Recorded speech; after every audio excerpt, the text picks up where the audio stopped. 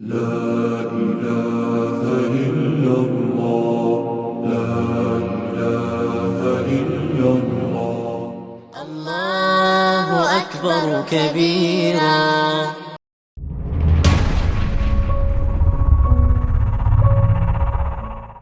आप सुन रहे हैं बाखबर संत रामपाल जी महाराज द्वारा लिखित पुस्तक मुसलमान नहीं समझे ज्ञान कुरान का पेज नंबर 166। फरिश्ते जिब्राइल ने नबी मोहम्मद जी का सीना चाक किया, उसमें शक्ति उड़ेल दी और फिर सिल दिया तथा एक खच्चर जैसे जानवर यानी बुराक पर बैठाकर ऊपर ले गया। वहां नबियों की जमात आई, उनमें हजरत मूसा जी, ईसा जी और इब्राहिम जी आदि भी थे, जिनको हजरत मोहम्मद जी ने नमाज पढ़ाई। वहां हजरत आदम जी भी थे, जो कभी हंस रहे थे और कभी रो रहे थे। फरिश्ते जिब्राइल ने हजरत मोहम्मद जी को बताया, यह बाबा आदम जी हैं। रोने तथा हंसने का कारण था कि दाईं ओर स्वर्ग में नेक संतान थी जो सुखी थी, जिसे देखकर बाबा आदम हंस रहे थे, तथा बाईं ओर निकम्मी संतान नरक में कष्ट भोग रही थी, जिसे देखकर रो रहे थे। यहाँ पर कुछ तथ्य छुपाए हैं। लेखक ने लिखा है कि हजरत आदम दाईं ओर मुख करके इसलिए हंस रहे थे क्योंकि दाईं ओर उसकी नेक संतान के कर्म थे, उनको देखकर हंस रहे थे। बाईं ओर निकम्मी संतान के कर्म थे, उन्हें देखकर रो रहे थे। विचार करें पाठक जन, क्या वे कर्म जन्नत में किसी दीवार पर लिखे थे, जबकि बाबा आदम तो अशिक्षित थे। वास्तविकता जो है वह ऊपर लिखी है। फिर सातवें आसमान पर गए, पर्दे के पीछे से आवाज आई कि प्रतिदिन 50 नमाज किया करे। नबी मूसा के कहने पर 50 नमाजों से कम करवाकर केवल 5 नमाज ही अल्लाह से प्राप्त करके नबी मोहम्मद वापस आ गए। पृष्ठ नंबर 307 से 315। हजरत मोहम्मद जी द्वारा मुसलमानों को कहा कि खून खराबा मत करना, ब्याज तक भी नहीं लेना, तथा 63 वर्ष की आयु में सख्त बीमार होकर तड़पते तड़पते भी नमाज की, तथा घर पर आकर असहनीय पीड़ा में सारी रात तड़फकर प्राण त्याग दिए। पृष्ठ नंबर 319। बाद में उत्तराधिकारी का झगड़ा पड़ा, फिर हजरत अबू बकर को खलीफा चुना गया। शेख तकी से उपरोक्त वर्णन सुनकर परमेश्वर कबीर जी ने तर्क दिए। शेख तकी पीर जी, आपने बताया कि अल्लाह तो 7वें आसमान पर रहता है, वह तो निराकार है। कबीर जी ने कहा, शेख जी, एक ओर तो आप भगवान को निराकार कह रहे हो, दूसरी ओर प्रभु को 7वें आसमान पर एक देशीय सिद्ध कर रहे हो। जब परमात्मा 7वें आसमान पर रहता है तो वह साकार हुआ।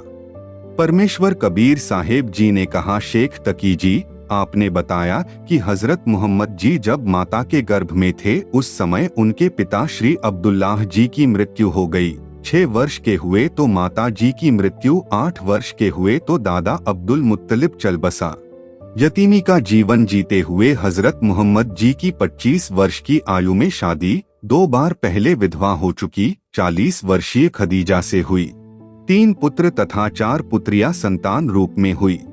हजरत मोहम्मद जी को जिब्राइल नामक फरिश्ते ने गला घोंट घोंट कर जबरदस्ती डरा धमकाकर कुरान शरीफ यानी मजीद का ज्ञान तथा भक्ति विधि यानी नमाज आदि बताई, जो तुम्हारे अल्लाह द्वारा बताई गई थी। हजरत मोहम्मद जी ने जी जान से वह साधना की।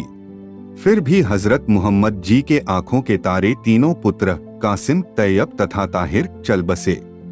आप सुन रहे हैं बाखबर संत रामपाल जी महाराज द्वारा लिखित पुस्तक मुसलमान नहीं समझे ज्ञान कुरान का पेज नंबर 167। विचार करें, जिस अल्लाह के भेजे रसूल यानी नबी के जीवन में कहर ही कहर यानी महान कष्ट रहा, तो अन्य अनुयायियों को कुरान शरीफ व मजीद में वर्णित साधना से क्या लाभ हो सकता है। हजरत मोहम्मद 63 वर्ष की आयु में 2 दिन असहाय पीड़ा के कारण दर्द से बेहाल होकर मृत्यु को प्राप्त हुआ। जिस पिता के सामने तीनों पुत्र मृत्यु को प्राप्त हो जाएं, उस पिता को आजीवन सुख नहीं होता। प्रभु की भक्ति इसीलिए करते हैं कि परिवार में सुख रहे तथा कोई पाप कर्म दंड भोग्य हो वह भी टल जाए। आपके अल्लाह द्वारा दिया भक्ति ज्ञान अधूरा है। इसीलिए सूरत फुरकानी 25 आयत 52 से 59 तक में कहा है कि जो गुनाहों को क्षमा करने वाला कबीर नामक अल्लाह है, उसकी पूजा विधि किसी तत्वदर्शी यानी बाखबर से पूछ देखो। कबीर परमेश्वर ने कहा, शेख तकी मैं स्वयं वही कबीर अल्लाह हूँ। मेरे पास पूर्ण मोक्षदायक सर्व पाप नाशक भक्ति विधि है। इसीलिए आपके समक्ष बादशाह सिकंदर लोधी जी पाप के कारण भोग रहे कष्ट से मुक्त होकर सुख की सांस ले रहे हैं, जो आपकी भक्ति पद्धति से नहीं हो पाया। जैसा कि शेख तकी जी आपने बताया कि सब मनुष्यों का पिता हजरत आदम ऊपर आसमान पर, जहां जिस लोक में जिब्राइल फरिश्ता हजरत मोहम्मद को लेकर गया था, कभी रो रहा था, कभी हंस रहा था, क्योंकि उसकी निकम्मी संतान नरक में कष्ट उठा रही थी, उन्हें देखकर रो रहा था, तथा अच्छी संतान जो स्वर्ग में सुखी थी, उन्हें देखकर जोर जोर से हंस रहा था। विचारणीय विषय है कि ईसाई धर्म तथा मुसलमान धर्म के प्रमुख बाबा आदम ने जो साधना की, उसके प्रतिफल में जिस लोक में पहुंचा है, वहां पर भी चैन से नहीं रह रहा। इस लोक में भी बाबा आदम जैसे नेक नबी के दोनों पुत्रों में राग द्वेष भरा था, जिस कारण बड़े भाई ने छोटे की हत्या कर दी। यहाँ पृथ्वी पर भी बाबा आदम महा दुखी ही रहे, क्योंकि बड़े भाई ने छोटे को मार दिया, बड़ा घर त्याग कर चला गया। सैकड़ों वर्षों पश्चात बाबा आदम को एक सेत नाम का पुत्र हुआ। सेत का पुत्र एनोश हुआ, जिससे भक्ति मार्ग चला है। जिस किसी के दोनों पुत्र ही बिछुड़ जाए, वह पिता सुखी नहीं हो सकता। यही दशा बाबा आदम जी की हुई थी।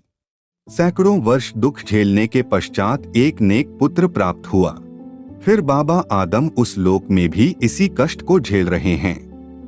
सर्व नबी जो पहले पृथ्वी पर अल्लाह के भेजे आए थे, वे हजरत ईसा, हजरत अब्राहिम, हजरत मूसा आदि भी उसी स्थान यानी लोक में अपनी साधना से पहुँचे। वास्तव में वह पितर लोक है, उसमें अपने अपने पूर्वजों के पास चले जाते हैं। इसी प्रकार हिंदुओं का भी ऊपर वही पितर लोक है। जिनका संस्कार पितर बनने का होता है, वह पितर योनि धारण करके उस पितर लोक में रहता है। फिर पितर वाला जीवन भोग कर फिर भूत तथा अन्य पशु व पक्षियों की योनियों को भी भोगता है। यह तो पूर्ण मोक्ष तथा सुख प्राप्ति नहीं हुई। वही भक्ति करने वाले साधकों को क्या उपलब्धि होगी? आप सुन रहे हैं बाखबर संत रामपाल जी महाराज द्वारा लिखित पुस्तक मुसलमान नहीं समझे ज्ञान कुरान का, पेज नंबर 168। पवित्र कबीर सागर ग्रंथ से हजरत मोहम्मद जी के विषय में उल्लेख। कृपया पढ़े कबीर सागर के अध्याय मोहम्मद बोध से वाणी। धर्मदास वचन। साखी धर्मदास बीनती करे, कृपा करो गुरुदेव, नबी मोहम्मद जस भये, सो सब कहियो भे। कबीर वचन। धर्मदास तुम पूछो भलबानी, सो सब कथा कहू सही दानी। मिले हम मोहम्मद को जाई, सलाम वालेकम कह सुनाई। मोहम्मद बोले वालेकम सलामा, हमें बताओ गाम रूनामा। साखी कहाँ ते आए पीर तुम, क्यों कर किया बयान, कौन शख्स का हुक्म है, किसका है फरमान। मोहम्मद वचन रमैनी। पीर मोहम्मद सखुन जो खोला, अल्लाह हमसे पर्दे बोला, हम अहदी अल्लाह फरमाना, वतन लाहौत मोर अस्थाना। उन भेजे रूह 12,000, उम्मत के हम हैं सरदारा। तिस कारण जो हम चली आए, सोवत थे सब जीव जगाए। जीव ख्वाब में परो भुलाए, तिस कारण फरमान ले आए। तमो बूझो सो कौन हो भाई, अपनो इस्म कहो समुझाई। साखी दूर की बातें जो करो, करते रोजा नमाज, सो पहुँचे लाहौत को खोवे कुल की लाज। कबीर वचन। कह कबीर सुनो हो पीर, तुम लाहौत करो तागीरा। तुम भूले सो मरम न पाया, दे फरमान तुम्हें भरमाया। फिर आफ फिर जाई, बद अमली किसने फरमाई। लाहौत मुकाम बीच को भाई, बिन तहकीक असल ठहराई। तुम जैसे उनके बहुतेरे, ले फरमान जाव तुम डेरे। साखी खोजत खोजत खोजिया, हुआ सो गुनागून, खोजत खोजत ना मिला, तब हार कहा बेचून। बेचून जग रांचिया, साई नूर निनार, आखिर करे वक्त में किसकी करो दीदार। आप सुन रहे हैं बाखबर संत रामपाल जी महाराज द्वारा लिखित पुस्तक मुसलमान नहीं समझे ज्ञान कुरान का, पेज नंबर 169। रमैनी।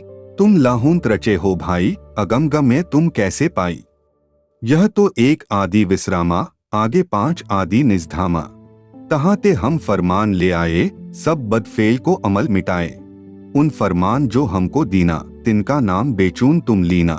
साखी साहब का घर दूर है, जासु असल फरमान, उनको कहो जो पीर तुम सोई अमर अस्थान। मोहम्मद वचन कहे मोहम्मद सुनो कबीरा, तुम कैसे पायो अस्थिरा। लाहूत मेटी जो अगम बतायो, खुद खुदाए हमहु नहीं पायो।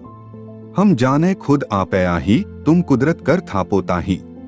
हम तो अर्श हाजिरी आयो, तुम तो कुदरत से ठहराए।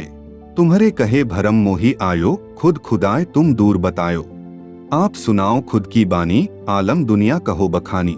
लाहूत मुकाम हम निज कर जाना, सो तो तुम कुदरत कर ठाना। हल्की मुल्की बांसुरी भाई, 3 हुक्म अल्लाह फरमाई। साखी साई मुर्शिद पीर है, साचा जिस फरमान, हल्की मुल्की बांसुरी 3 हुक्म करमान। कबीर वचन सुन मोहम्मद कहूँ खुदवाणी, खुद खोदाए की कहूँ निशानी। कादिर थे तब कुदरत नाही, कुदरत थी कादिर के माही। ख्वार सभी को चीन हो भाई, असल रूह को देव बताई। असल रूह की दीदार जो पावे, पावे निज मुसलमान कहावे।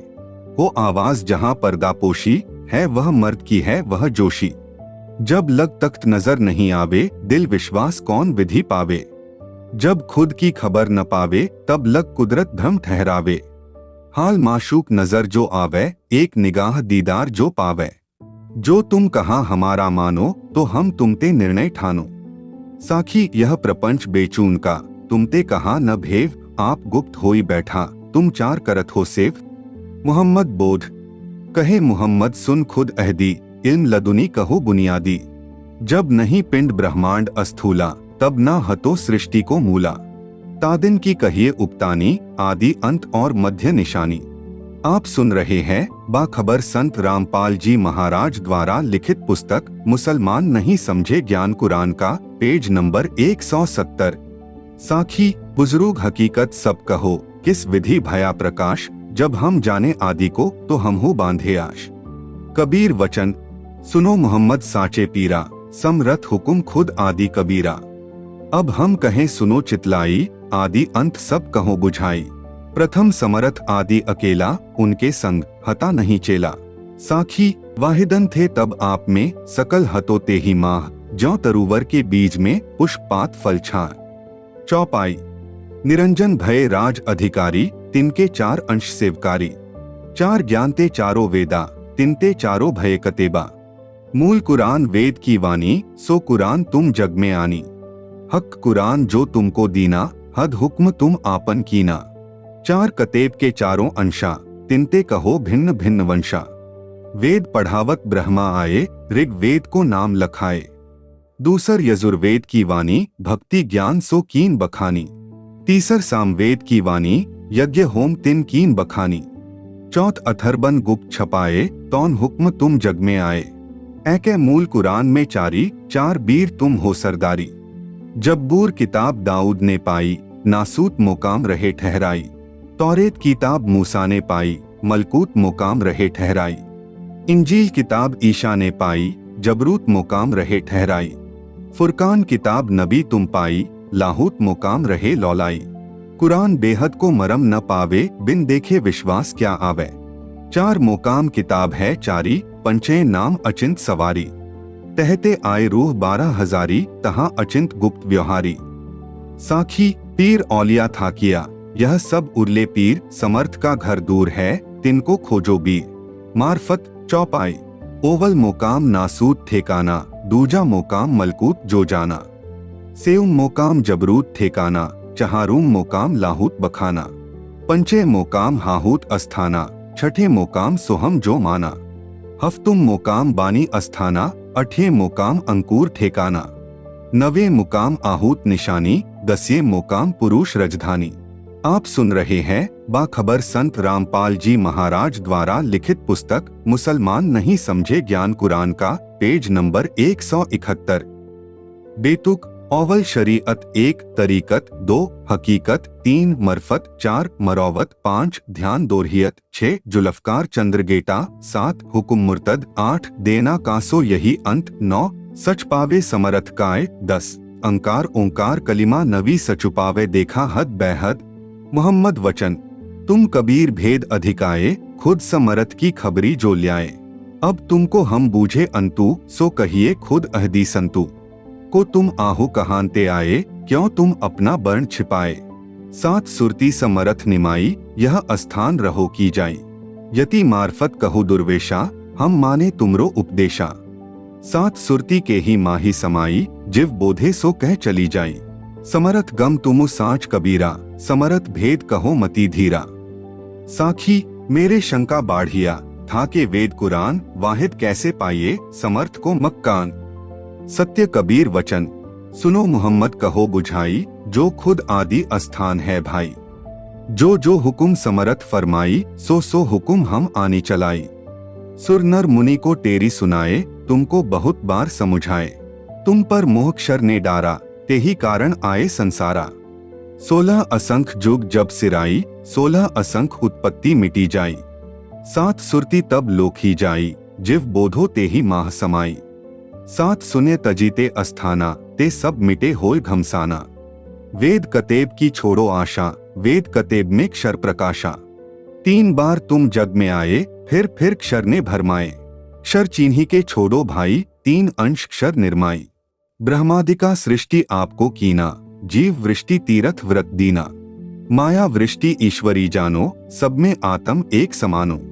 साखी खोजो खुद समर्थ को, जिन किया सब फरमान। पीर मोहम्मद तेहे चलो, सोई अमर अस्थान। मोहम्मद वचन पीर मोहम्मद मुख तब मोरा, कछु नहीं चले तुम्हारी जोरा। क्षर हुक्म को मेटनहारा, 4 वेद जिन कीन पसारा। आप सुन रहे हैं बाखबर संत रामपाल जी महाराज द्वारा लिखित पुस्तक मुसलमान नहीं समझे ज्ञान कुरान का, पेज नंबर 172।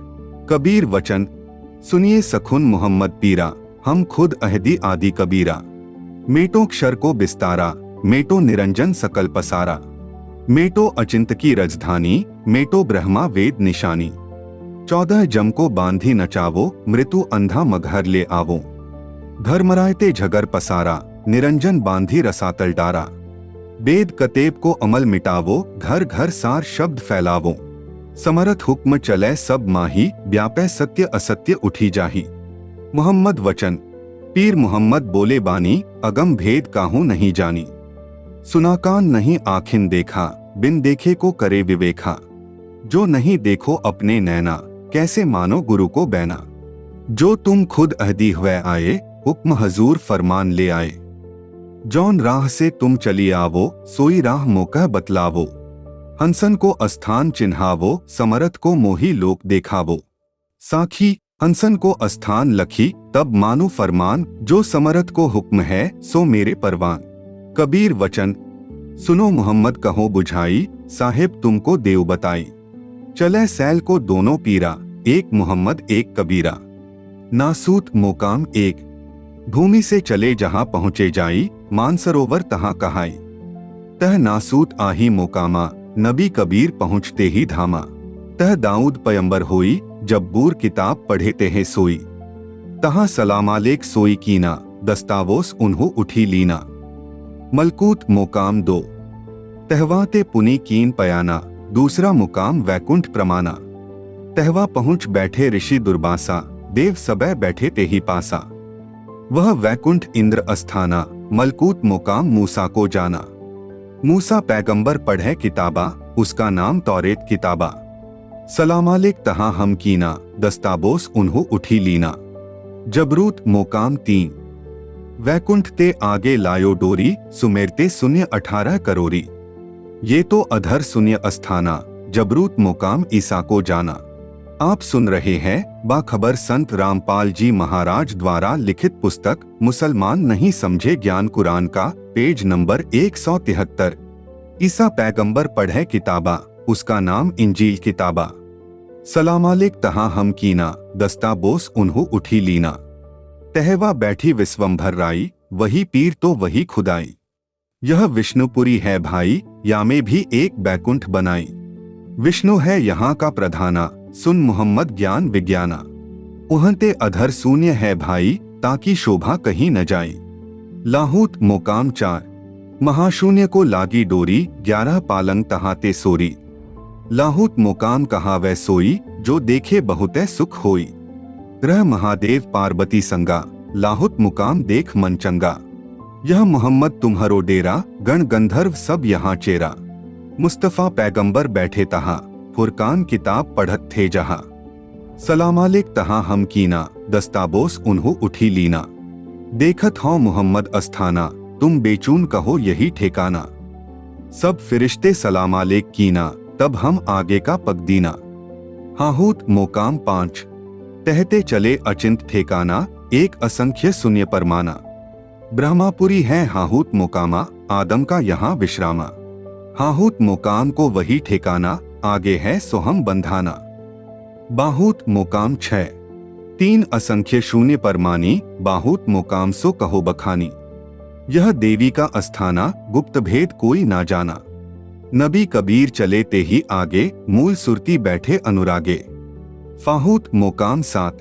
5 असंख सुन्न विचाही, सप्तम मोकाम कहत है ताही। संगम धाम दुर्गा के आगे, यको तुम फाहूत अनुरागे। फाहूत मोकाम तोहे बताया, भिन्न भेद कह समझाया। राहूत मोकाम 8। इच्छा सुरती के पहुँचे द्वीपा, 4 असंख है लोक समीपा। सतगुरु रूप काल दयाला, एक बुगा और एक काला। ताको नाम राहूत मोकामा, नबी कबीर पहुँचे ते ही ठामा। आहूत मोकाम 9। तहयाते सहज द्वीप परमाना, 2 असंख तहाते जाना। आहूत मुकाम निरंजन धामा, आप गुप्त ज्योति प्रगटाना।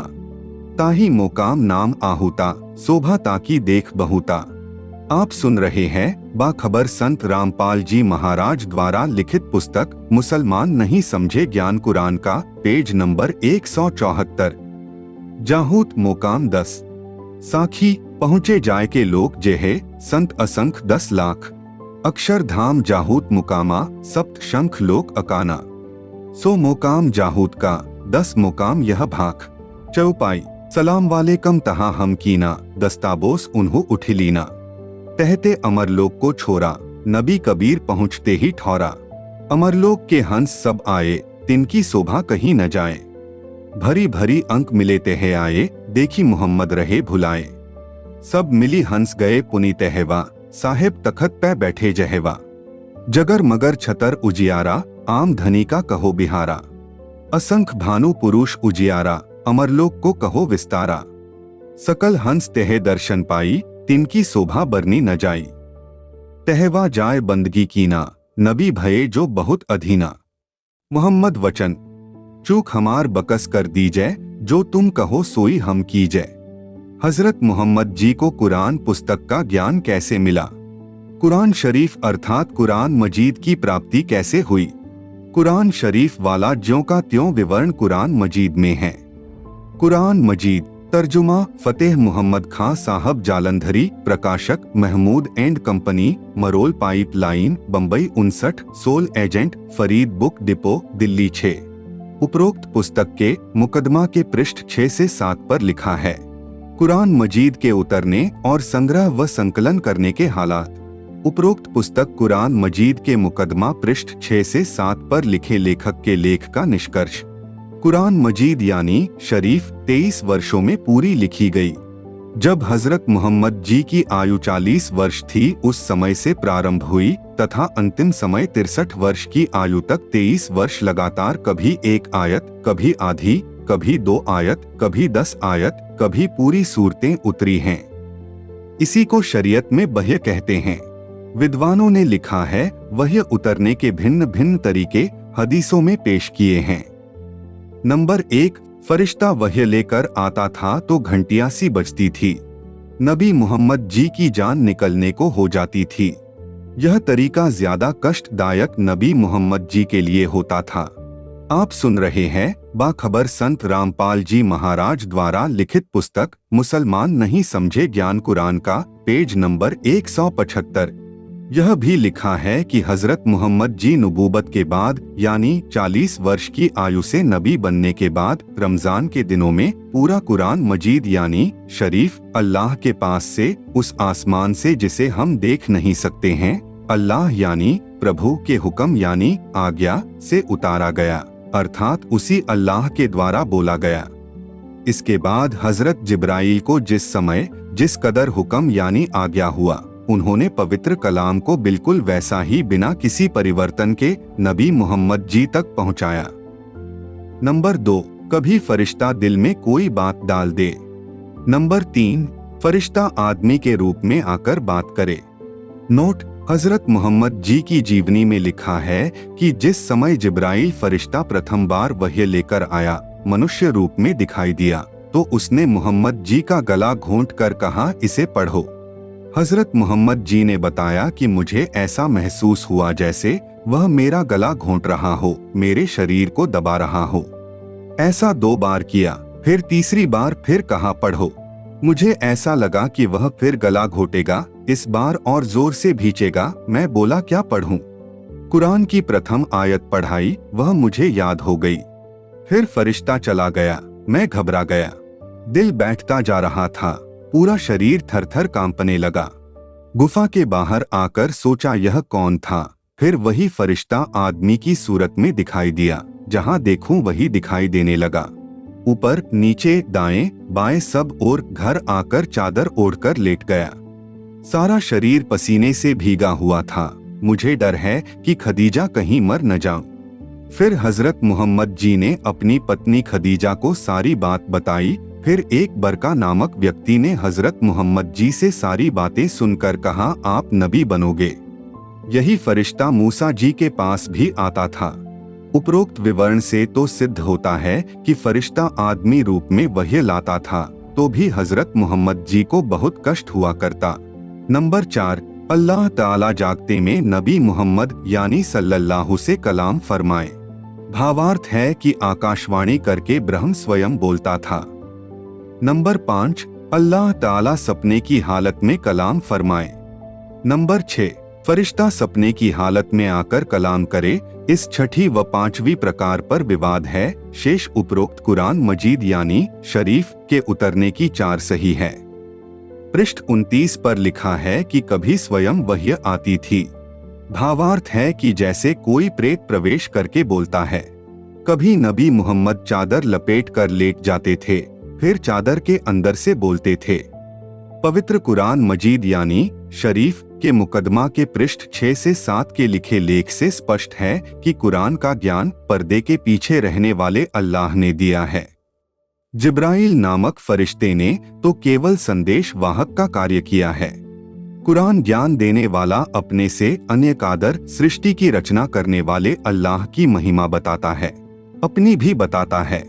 आप सुन रहे हैं बाखबर संत रामपाल जी महाराज द्वारा लिखित पुस्तक मुसलमान नहीं समझे ज्ञान कुरान का, पेज नंबर 176। पवित्र ईसाई तथा मुसलमान धर्मों के अनुयायियों को कर्माधार से लाभ हानि करने वाले भी श्री ब्रह्मा, विष्णु तथा शिव 3 ही देवता, हजरत आदम तथा उसकी पत्नी हव्वा तथा अन्य प्राणियों व सर्व ब्रह्मांडों की उत्पत्ति करके कुरान व बाइबल बोलने वाले प्रभु को सौंप गया। बाइबल के उत्पत्ति ग्रंथ से भी सिद्ध होता है कि परमात्मा मनुष्य जैसा है, क्योंकि प्रभु ने मनुष्य को अपने जैसा बनाया तथा 7 दिन के बाद का वर्णन कुरान शरीफ व बाइबल ज्ञान दाता काल यानी ज्योति निरंजन की लीला का है। पवित्र बाइबल में लिखा है कि फिर यहोवा परमेश्वर ने कहा, मनुष्य भले बुरे का ज्ञान पाकर हम में से एक के समान हो गया है, इसलिए अब ऐसा न हो कि वह हाथ बढ़ाकर जीवन के वृक्ष का फल भी तोड़कर खा ले और सदा जीवित रहे। परमेश्वर ने उसे अदन के उद्यान से निकाल दिया। उपरोक्त विवरण से यह भी सिद्ध होता है कि जो आदम का प्रभु है, ऐसा कोई और भी है तथा साकार है। इसीलिए तो कहा है कि मनुष्य को भले बुरे का ज्ञान करवाने वाले वृक्ष के फल को खाकर हम में से एक के समान हो गया है, क्योंकि बाइबल के उत्पत्ति ग्रंथ में ही लिखा है कि आदम ने भले बुरे के ज्ञान वाला फल तोड़कर खा लिया तो उसे पता चला वह नंगा है। यहोवा परमेश्वर टहलते हुए आ गया, उसने आदम को पुकारा, तू कहाँ है? तब आदम ने कहा, मैं तेरी आवाज सुनकर छुप गया हूँ, क्योंकि मैं नंगा हूँ।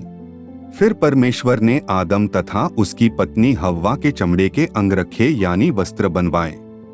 विचार करें, उपरोक्त विवरण स्वयं सिद्ध कर रहा है कि पूर्ण परमात्मा यानी कंप्लीट गॉड भी सशरीर मनुष्य जैसे आकार का है तथा अन्य छोटे प्रभु यानी स्मॉल गॉड्स भी मनुष्य जैसे आकार के हैं, जिसे पवित्र ईसाई तथा मुसलमान धर्म के व्यक्ति निराकार मानते हैं।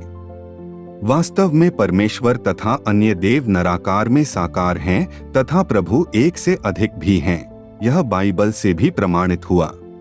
क्योंकि काल ब्रह्म स्वयं सामने नहीं आता, उसने अपने तीनों पुत्रों रजगुण ब्रह्मा जी, सतगुण विष्णु जी, तमगुण शिव जी के द्वारा एक ब्रह्मांड का कार्य चला रखा है। हजरत आदम जी भगवान ब्रह्मा के अवतार हैं। हजरत आदम को श्री ब्रह्मा जी ने बहका कर रखा था, उसी ने उसको वहां से निकाला था। इसीलिए कहा है कि भले बुरे के ज्ञान वाला फल खाकर आदम हम में से एक के समान हो गया है। क्योंकि ब्रह्मा, विष्णु व महेश तीनों देव हैं। हजरत ईसा के अवतार धारण करने के विषय में पवित्र बाइबल में लिखा है कि प्रभु ईश्वर ने पृथ्वी पर बढ़ रहे पाप के अंत के लिए अपने पुत्र को भेजा था, क्योंकि हजरत ईसा जी भगवान विष्णु के अवतार है। विष्णु लोक से कोई देव आत्मा का जन्म मरियम के गर्भ से फरिश्ते यानी देव द्वारा हुआ था। आप सुन रहे हैं बाखबर संत रामपाल जी महाराज द्वारा लिखित पुस्तक मुसलमान नहीं समझे ज्ञान कुरान का, पेज नंबर 177। मामरे पर तीनों देवताओं के देखने का प्रमाण। इसहाक के जन्म की प्रतिज्ञा। इसहाक के जन्म की प्रतिज्ञा नामक अध्याय नंबर 18 श्लोक नंबर 1 से 5 में लिखा है कि अब्राहम ममरे यानी मामरे के बांजों के बीच कड़ी धूप के समय तंबू के द्वार पर बैठा था। तब यहोवा ने उसे दर्शन दिया और उसने आंख उठाकर देखा तो 3 पुरुष उसके सामने खड़े हैं। उन्होंने अब्राहम की प्रार्थना पर खाना खाया तथा वृद्ध अवस्था में पुत्र होने का आशीर्वाद देकर चले गए तथा जाते समय कहा कि हम सदोम आदि नगरों का नाश करने जा रहे हैं, वहां के लोग अधर्मी हो गए हैं। अब्राहम ने पूछा, क्या आप अधर्मियों के साथ धर्मियों को भी मार डालोगे? प्रभु ने कहा, यदि 100 व्यक्ति भी धर्मी होंगे तो भी हम उस नगरी का नाश नहीं करेंगे। सदोम आदि नगरों का विनाश नामक विषय में लिखा है कि उनमें से 2 दूत सदोम में पहुंचे। सदोम में लूत यानी लोट नामक व्यक्ति रहता था। उस गांव के व्यक्ति बहुत निकम्मे थे। लूत यानी लोट ने उन्हें आदर पूर्वक रोका। गांव वालों ने उन फरिश्तों को आम व्यक्ति जानकर उनके साथ कुकर्म यानी नर से नर बलात्कार करने के लिए बाहर निकलने को कहा। परंतु लूत यानी लोट ने कहा, यह मेरे अतिथि हैं, मैं इन्हें आपको नहीं दे सकता। आप मेरी 2 लड़कियां हैं, उनको ले लो। इस बात से प्रसन्न फरिश्तों ने सभी निकम्मे व्यक्तियों को अंधा कर दिया तथा लूत यानी लोट को उसके परिवार सहित उस गांव से निकालकर पूरे गांव को नष्ट कर दिया। इससे सिद्ध हुआ कि तीनों देवता हैं जो ब्रह्म के आदेश से सबको किए कर्म का फल देते हैं। उपरोक्त विवरण से सिद्ध हुआ कि 3 देवता है। उनमें से कभी 2 कभी 1 अपने अपने साधक के पास जाते हैं। यदि कोई तीनों का साधक है तो तीनों भी एक साथ जाते हैं। यदि कोई 2 का साधक है तो 2 भी दर्शन देते हैं। उपरोक्त प्रमाण से भी सिद्ध होता है कि तीनों देवता ब्रह्मा, विष्णु, महेश ही अपने पिता ब्रह्म के आदेशानुसार एक ब्रह्मांड में सर्व कार्य करते हैं। भक्ति भाव के व्यक्तियों की कर्म अनुसार रक्षा तथा दुष्कर्म करने वालों का कर्म अनुसार नाश करते हैं। ब्रह्म यानी अव्यक्त कभी सामने दर्शन न देने वाला उपरोक्त तीनों फरिश्तों यानी देवताओं द्वारा अपना आदेश नबियों के पास भिजवाता है तथा आकाशवाणी द्वारा या प्रेतवत प्रवेश करके स्वयं भी आदेश देता है। फरिश्ते तो उसका ज्यों का त्यों आदेश सुनाते हैं, आदेश में कोई परिवर्तन नहीं करते। इससे स्पष्ट हुआ कि पवित्र बाइबल तथा पवित्र कुरान सहित 4 कतेबों का ज्ञान दाता प्रभु किसी अन्य कबीर नामक प्रभु की तरफ संकेत कर रहा है। विशेष कुरान शरीफ यानी मजीद सूरह अल बकरा 2 आयत 21 से 33 तक उस पूर्ण परमात्मा की महिमा के विषय में वर्णन है तथा आयत 34 से अंत तक कुरान का ज्ञान देने वाले ने अपनी महिमा बताई है तथा अपने ज्ञान अनुसार पूजा विधि बताई है। यह भी स्पष्ट किया है कि मैंने यानी कुरान ज्ञान दाता ने आदम तथा उसकी पत्नी हव्वा को स्वर्ग की वाटिका में ठहराया तथा उनको बीच वाले वृक्षों के फल छोड़कर शेष वृक्षों के फल खाने को कहा। आप सुन रहे हैं बाखबर संत रामपाल जी महाराज द्वारा लिखित पुस्तक मुसलमान नहीं समझे ज्ञान कुरान का, पेज नंबर 178। परंतु उन्होंने सर्प के बहकाने से बीच वाले वृक्षों के फल खा लिए। मैंने उनको जमीन पर दुखी होने के लिए भेज दिया। सूरह अल बकरा 2 आयत 35 से 39 तक। कुरान ज्ञानदाता अल्लाह ने स्पष्ट किया है कि मैंने ही हजरत मूसा को तौरत किताब उतारी थी तथा मूसा के लिए पत्थर से पानी के झरने निकाले थे। सूरह अल बकरा 2 आयत 41, 53, 60। हम ही मूसा के बाद एक के बाद दूसरा पैगंबर भेजते रहे तथा ईसा बिन मरियम को खुली निशानियां बख्शी तथा रूहुल कुदस यानी जिब्रील से उनको मदद दी। सूरह अल बकरा 2 आयत 87। सार विचार। उपरोक्त पवित्र कुरान शरीफ के विवरण से स्पष्ट हुआ कि बाबा आदम से लेकर हजरत ईसा, हजरत अब्राहम, हजरत दाऊद, हजरत मूसा, हजरत मोहम्मद साहेब तक को पैगंबर बनाकर भेजने वाला खुदा यानी अल्लाह प्रभु एक ही है। उसी ने कुरान शरीफ अर्थात मजीद का ज्ञान वह्य के द्वारा स्वयं प्रेतवत प्रवेश करके या आकाशवाणी करके कहा है या फरिश्तों के माध्यम से हजरत मोहम्मद तक ज्यों का त्यों पहुंचाया है। वही खुदा सूरत फुरकानी 25 आयत नंबर 52 से 58 तथा 59 में कह रहा है कि हे पैगंबर यानी हजरत मोहम्मद पूर्ण परमात्मा कबीर है। परंतु काफिर लोग मेरी इस बात पर विश्वास नहीं करते। आप उनकी कही बातों को मत मानना। मेरे द्वारा दिया यह कुरान शरीफ वाले ज्ञान की दलीलों पर विश्वास करना कि कबीर अल्लाह उसी को अल्लाह अकबरू कहते हैं। इस ज्ञान के समर्थन में काफिरों के साथ संघर्ष करना भावार्थ है कि काफिर लोग कहते हैं कि कबीर अल्लाह नहीं है। आप यानी हजरत मोहम्मद कहना कि कबीर अल्लाह है, लड़ना नहीं है, उनकी बातों में नहीं आना है। आयत नंबर 52। वह कबीर अल्लाह वही है जिसने 6 दिन में सर्व ब्रह्मांडों को रचा तथा 7वें दिन तख्त पर विराजा। वास्तव में वह अल्लाह कबीर रहमान यानी क्षमाशील है। उसके विषय में कुरान शरीफ यानी मजीद का ज्ञान दाता नहीं जानता। उसकी खबर अर्थात पूर्ण ज्ञान व भक्ति की विधि किसी बाखबर यानी तत्वदर्शी संत से पूछो। आयत नंबर 59। उपरोक्त विवरण से यह भी सिद्ध हुआ कि प्रभु एक नहीं अनेक हैं तथा तीनों देवता श्री ब्रह्मा जी, श्री विष्णु तथा श्री शिव जी ही तीनों लोकों के प्राणियों को संस्कारवश लाभ व हानि तथा उत्पत्ति, स्थिति तथा संहार के कारण हैं तथा ब्रह्म यानी काल सर्व को धोखा देकर रखता है। पूर्ण परमात्मा कबीर ही सर्व सुखदायक, सर्व के पूजा के योग्य तथा पूर्ण मोक्षदायक है। पूज्य कबीर परमेश्वर बता रहे हैं कि मैंने उस मुल्ला जी से कहा कि जिस बाखबर यानी तत्वदृष्टा संत के लिए आपका अल्लाह संकेत कर रहा है, उस तत्वदृष्टा संत द्वारा दिया ज्ञान ही पूर्ण मोक्षदायक है। वह वास्तविक भक्ति मार्ग न तो हजरत मोहम्मद जी को प्राप्त हुआ, न आप मुल्ला, काजियों व पीरों को। इसलिए आज तक जो भी साधना आप कर रहे हो वह अधूरी है। केवल ब्रह्म यानी काल यानी ज्योति निरंजन का फैलाया भ्रमजाल है। यह नहीं चाहता कि साधक मेरे जाल से निकल जाएं। पूज्य कबीर परमेश्वर ने बताया वह बाखबर अर्थात तत्वदर्शी संत मैं हूँ। आप सुन रहे हैं बाखबर संत रामपाल जी महाराज द्वारा लिखित पुस्तक मुसलमान नहीं समझे ज्ञान कुरान का, पेज नंबर 179। आप मेरे से उपदेश लो तथा यह तत्व ज्ञान जो मैं आपको बताऊंगा अन्य भक्ति चाहने वालों को भी समझाओ। यह तो काल है जिसे वेदों में ब्रह्म यानी क्षर पुरुष यानी ज्योति निरंजन कहा जाता है। पूर्ण परमात्मा कोई और है जिसे वेदों में कबीरदेव कहा है तथा कुरान शरीफ यानी मजीद में कबीरन, कबीरा आदि कहा है तथा जिसे हजरत मोहम्मद जी ने अल्लाहु अकबर कहा है। वह कबीर अल्लाह मैं हूँ, आप सर्व मेरी आत्मा हो। आपको काल यानी ब्रह्म ने भ्रमित किया है। बंदी छोड़ कबीर परमेश्वर ने आगे बताया। यह वार्ता सुनकर वह मुल्ला मुझसे अति नाराज हो गया तथा आगे से उसकी कथा में न आने को कहा।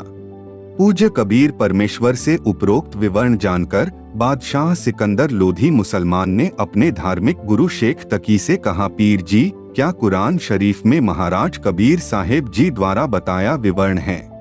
शेख तकी ने कुरान शरीफ में सूरत फुरकानी 25 आयत 52 से 59 को ध्यान से पढ़ा तथा सत्य को जाना, परंतु मान वश कह दिया कि कबीर जी तो झूठा है।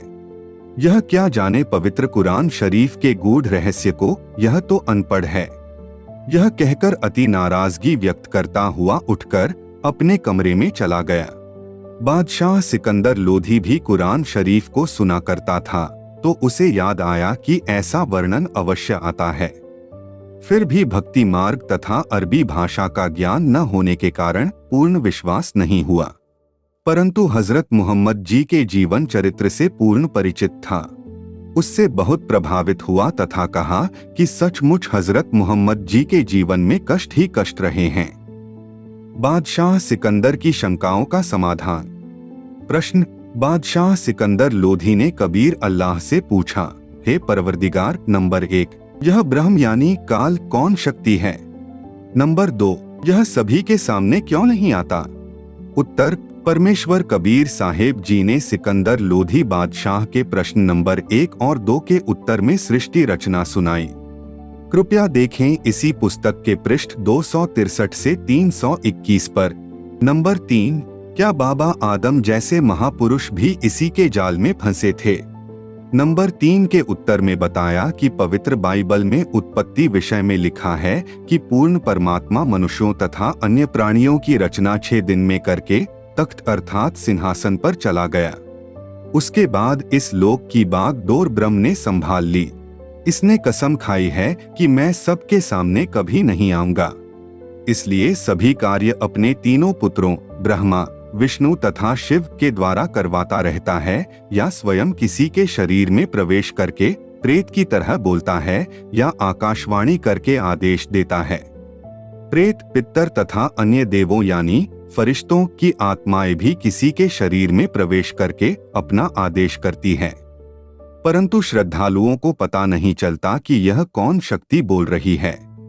पूर्ण परमात्मा ने मांस खाने का आदेश नहीं दिया।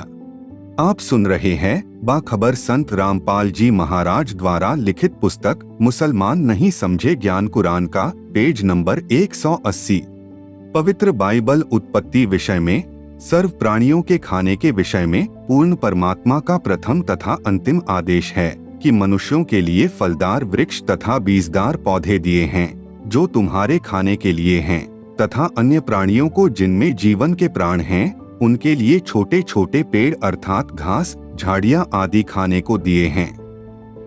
इसके बाद पूर्ण प्रभु का आदेश न पवित्र बाइबल में है तथा न किसी कतेब यानी तौरेत, इंजिल, जबूर तथा कुरान शरीफ में है। इन कतेबों में ब्रह्म तथा उसके फरिश्तों तथा पितरों व प्रेतों का मिला जुला आदेश रूप ज्ञान है। नंबर 4, क्या बाबा आदम से पहले भी सृष्टि थी? उत्तर। सूर्यवंश में राजा नाभिराज हुआ, उसका पुत्र राजा ऋषभ देव हुआ, जो जैन धर्म का प्रवर्तक तथा प्रथम तीर्थंकर माना जाता है। वही ऋषभ देव ही बाबा आदम हुआ। यह विवरण जैन धर्म की पुस्तक आओ जैन धर्म को जाने के पृष्ठ 154 पर लिखा है। इससे स्पष्ट है कि बाबा आदम से भी पूर्व सृष्टि थी। पृथ्वी का अधिक क्षेत्र निर्जन था। एक दूसरे क्षेत्र के व्यक्ति भी आपस में नहीं जानते थे कि कौन कहाँ रहता है। ऐसे स्थान पर ब्रह्म ने फिर से मनुष्य आदि की सृष्टि की। उत्पत्ति ऐसे स्थान पर की जो अन्य व्यक्तियों से कटा हुआ था। काल के पुत्र ब्रह्मा के लोक से यह पुण्यात्मा बाबा आदम अपना कर्म संस्कार भोगने आया था। फिर शास्त्र अनुकूल साधना न मिलने के कारण पितर योनि को प्राप्त होकर पितर लोक में चला गया। बाबा आदम से पूर्व फरिश्ते थे, पवित्र बाइबल ग्रंथ में लिखा है। नंबर 5, यदि अल्लाह का आदेश मनुष्यों को मांस न खाने का है तो बाइबल तथा कुरान शरीफ में कैसे लिखा गया? उत्तर। पवित्र बाइबल में उत्पत्ति विषय में लिखा है कि पूर्ण परमात्मा ने 6 दिन में सृष्टि रचकर 7वें दिन विश्राम किया।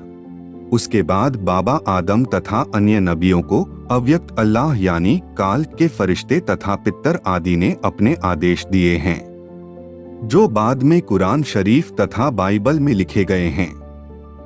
नंबर 6, अव्यक्त प्रभु काल ने यह सर्व वास्तविक ज्ञान छुपाया है तो पूर्ण परमात्मा का संकेत किस लिए किया? उत्तर, ज्योति निरंजन यानी अव्यक्त माना जाने वाला प्रभु पूर्ण परमात्मा के डर से यह नहीं छुपा सकता कि पूर्ण परमात्मा कोई अन्य है।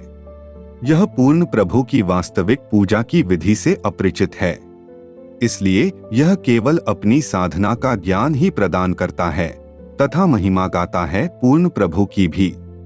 दिल्ली के सम्राट सिकंदर ने सोचा कि ऐसे भगवान को दिल्ली में ले चलता हूँ और हो सकता है वहां के व्यक्ति भी इस परमात्मा के चरणों में आकर एक हो जाएं। यह हिंदू और मुसलमान का झगड़ा समाप्त हो जाए। कबीर साहेब के विचार कोई सुनेगा तो उसका भी उद्धार होगा। बादशाह सिकंदर लोधी ने प्रार्थना की कि हे अल्लाह की जात, हे परवरदिगार, एक बार हमारे साथ दिल्ली चलने की कृपा करो। कबीर साहेब ने सिकंदर लोधी से कहा कि पहले आप मेरे से उपदेश लो, फिर आपके साथ चल सकता हूँ, ऐसे नहीं जाऊंगा। आप सुन रहे हैं बाखबर संत रामपाल जी महाराज द्वारा लिखित पुस्तक मुसलमान नहीं समझे ज्ञान कुरान का, पेज नंबर 181। सिकंदर ने कहा कि दाता जैसे आप कहोगे वैसे ही करूंगा।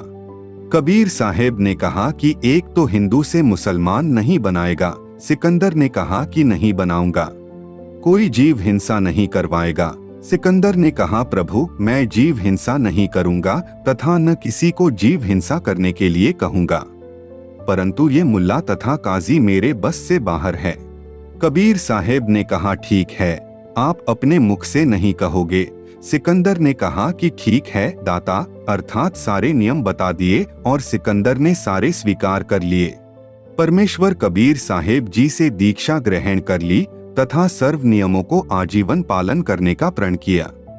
तब सतगुरुदेव सिकंदर लोधी को प्रथम मंत्र प्रदान करके वहां से उसके साथ दिल्ली को रवाना हुए। बादशाह सिकंदर ने परमेश्वर कबीर साहेब को अपने साथ हाथी पर अंबारी में बैठाया। उसमें राजा के अतिरिक्त कोई बैठ नहीं सकता था, परंतु सिकंदर को अल्लाह दिखाई दिया जिसने उसकी असाध्य बीमारी से रक्षा की। उसके सामने मुर्दा यानी स्वामी रामानंद जीवित कर दिया। जब सिकंदर लोधी के धार्मिक गुरु शेख तकी को पता चला कि राजा स्वस्थ हो गया और इसके सामने कबीर परमेश्वर ने स्वामी रामानंद जी का कटा शीश जोड़कर जीवित कर दिया, उसने सोचा कि अब मेरे नंबर कटेंगे, अर्थात मेरी महिमा कम हो जाएगी, मेरी कमाई तथा प्रभुता गई। शेख तकी को साहेब कबीर से ईर्ष्या हो गई। वह विचार करने लगा कि किसी प्रकार इसको नीचा दिखाऊं ताकि सिकंदर के हृदय से यह उतर जाए, मेरी प्रभुता बनी रह जाए। राजा के साथ सभी वहां से दिल्ली के लिए चल पड़े। रास्ते में रात्रि में एक दरिया के किनारे रुक गए।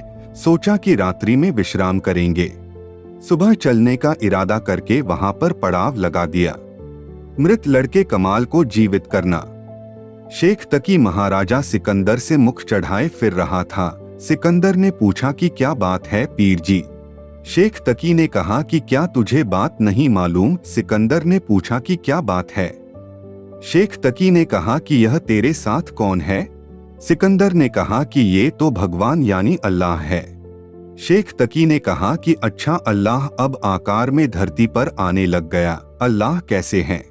सिकंदर ने कहा कि पहले तो अल्लाह ऐसे कि मेरा रोग ऐसा था कि किसी से भी ठीक नहीं हो पा रहा था। इस कबीर प्रभु ने हाथ ही लगाया था, मैं स्वस्थ हो गया। शेख तकी ने कहा कि ये जादूगर होते हैं। सिकंदर ने फिर कहा दूसरे अल्लाह ऐसे हैं कि मैंने उनके गुरुदेव का सिर काट दिया था और उन्होंने उसे मेरी आंखों के सामने तुरंत जीवित कर दिया। शेख तकी ने कहा कि अगर यह कबीर अल्लाह है तो मैं इसकी परीक्षा लूंगा। यदि कबीर जी मेरे सामने कोई मुर्दा जीवित करे तो इसे अल्लाह मान लूंगा, नहीं तो दिल्ली जाकर मैं पूरे मुसलमान समाज को कह दूंगा कि यह राजा काफिर हो गया है। आप सुन रहे हैं बाखबर संत रामपाल जी महाराज द्वारा लिखित पुस्तक मुसलमान नहीं समझे ज्ञान कुरान का, पेज नंबर 182। सिकंदर लोधी डर गया कि कहीं ऐसा न हो कि यह जाते ही राज पलट दे। राज को देने वाला पास बैठा है और उस मूर्ख से डर लगता है। राजा ने शेख तकी से कहा कि आप कैसे प्रसन्न होंगे? शेख तकी ने कहा कि मैं तब प्रसन्न होऊंगा जब मेरे सामने यह कबीर कोई मुर्दा जीवित कर दे। राजा ने अपनी समस्या कबीर जी को बताई कि मेरे पीर ने कहा है कि यदि कबीर मेरे सामने मुर्दा जीवित करे तो मैं इनकी सब बातें मानने को तैयार हूँ, अन्यथा सब मुसलमानों को मेरे विरुद्ध कर देगा, मेरे राज को भी खतरा पैदा कर देगा। कबीर साहेब ने कहा कि ठीक है। कबीर साहेब ने सोचा कि यह शेख तकी अनाड़ी आत्मा है, अगर यह मेरी बात मान गया तो आधे से ज्यादा मुसलमान इसकी बात स्वीकार करते हैं, क्योंकि यह दिल्ली के बादशाह का पीर है, और अगर यह सही ढंग से मुसलमानों को बता देगा तो भोली आत्माएं सत्य साधना करके कल्याण करवा लेंगी, क्योंकि अपने पीर की बात पर शीघ्र विश्वास कर लेते हैं। इसलिए कहा कि शेख तकी ढूंढ ले कोई मुर्दा। सुबह एक 10 से 12 वर्ष की आयु के लड़के का शव पानी में तैरता हुआ आ रहा था। शेख तकी ने कहा कि वह आ रहा है मुर्दा, इसे जिंदा कर दो। कबीर साहेब ने कहा पहले आप प्रयत्न करो, कहीं फिर पीछे नंबर बनाओ। उपस्थित मंत्रियों तथा सैनिकों ने कहा कि पीर जी आप कोशिश करके देख लो। शेख तकी जंत्र मंत्र करता रहा। इतने में वह मुर्दा 3 फरलांग आगे चला गया। शेख तकी ने कहा कि यह कबीर चाहता था कि यह बला सिर से टल जाए। कहीं मुर्दे जीवित होते हैं? मुर्दे तो कयामत के समय ही जीवित होते हैं। कबीर साहेब बोले शेख जी आप बैठ जाओ, शांति करो। कबीर साहेब ने उस मुर्दे को हाथ से वापस आने का संकेत किया। 12 वर्षीय बच्चे का मृत शरीर दरिया के पानी के बहाव के विपरीत चलकर कबीर जी के सामने आकर रुक गया। पानी की लहर नीचे नीचे जा रही और शव ऊपर रुका था। कबीर साहेब ने कहा कि हे जीवात्मा, जहां भी है कबीर हुक्म से मुर्दे में प्रवेश कर और बाहर आ। कबीर साहेब ने इतना कहा ही था कि शव में कंपन हुई तथा जीवित होकर बाहर आ गया। कबीर साहेब के चरणों में दंडवत प्रणाम किया। बोलो कबीर परमेश्वर की जय। सर्व उपस्थित जनों ने कहा कि कबीर साहेब ने तो कमाल कर दिया। उस लड़के का नाम कमाल रख दिया। लड़के को अपने साथ रखा, अपने बच्चे की तरह पालन पोषण किया और नाम दिया। उसके बाद दिल्ली में आ गए।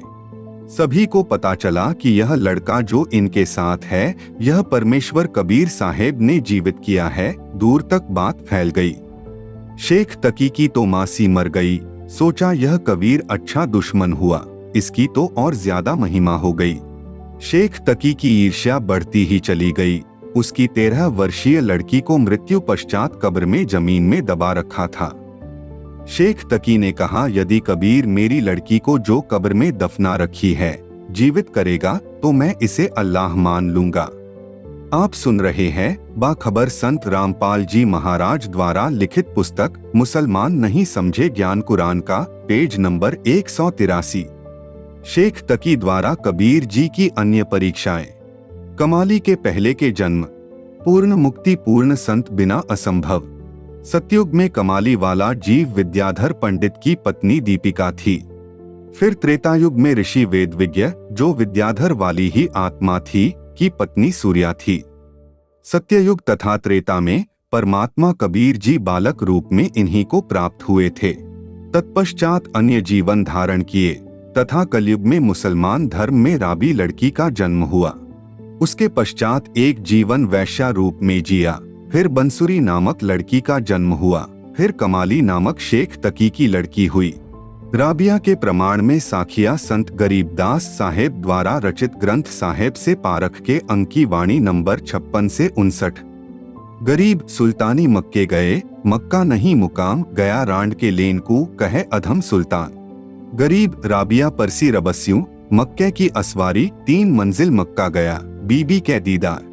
गरीब फिर राबिया बंसरी बनी मक्के चढ़ाया शीश सुल्तान अधम चरणों लगे धनी सतगुरु जगदीश। गरीब बंसरी से बेशवा बनी शब्द सुनाया राग बहुरी कमाली पुत्री जुग जुग त्याग बैरा।